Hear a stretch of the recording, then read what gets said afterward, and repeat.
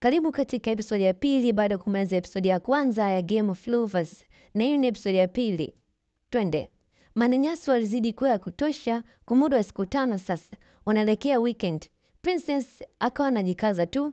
Alipowadia siku ya Jumatatu, aliwasili binti mmoja aitwaye Precious. Alikuwa amevalia kawaida, kasuka twende msibani. Yaani hakuonekana kama wakishua, alitembelea baiskeli. Basi mwalimu aliingia darasani na kumtambulisha.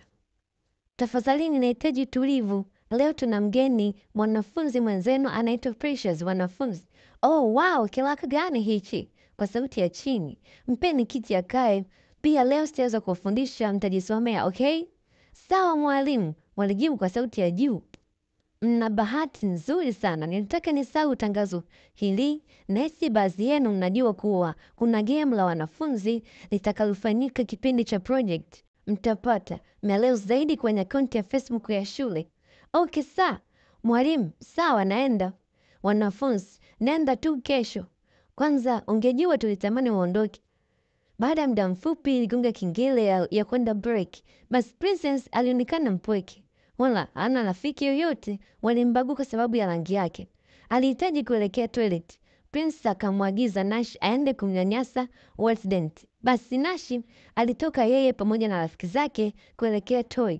Vurumai likaanza. Precious alikuwa akiwa ananawa mikono yake baada ya kutoka chooni. Nash, oh baby Waltdent, mambo. Princess, sitaki ukorofi jamani. Nash amejaribu kuinua kinywa chake kwangu. Mtoeni kofia. Princess, samani mnirudishie kofia yangu. Nash anaongea tena, mpokonyeni hiyo bag. Hilo begi lake Princess ilikuwa na mafuta ya ngozi na vifaa mbalimbali vya kujisitilia. Princess, nimekosea nini lakini mbona mnanionea? Aliongea huku akiwa analia. Nash, leo utajuta kutembea. Utatembea uchi na kuambia. Wakati huo Precious alikuwa ameenda kupata kifungua kinywa. Prince, Ruben na Logan pia walikuwa wakipata kifungua kinywa. Huku wakimjadili Princess. Prince, yule Waltdent leo kazi anayo.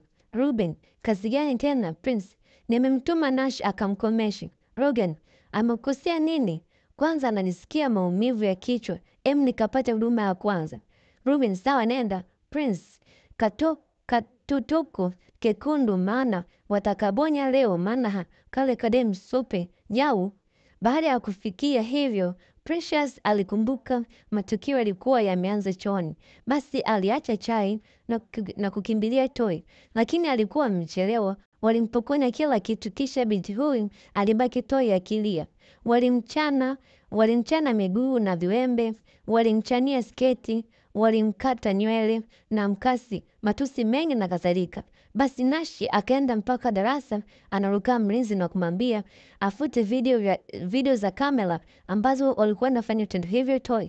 Precious alikwenda darasani na kuchukua begi lake kubwa kama mzinga. Nilikuwa na nguo za ziada, mafuta ya kawaida na nzura.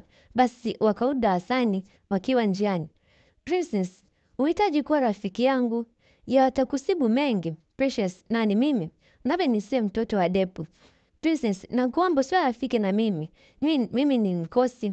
Precious, kwa taarifa yako mimi ndo rafiki yako kuanzia sasa. Tutaendelea.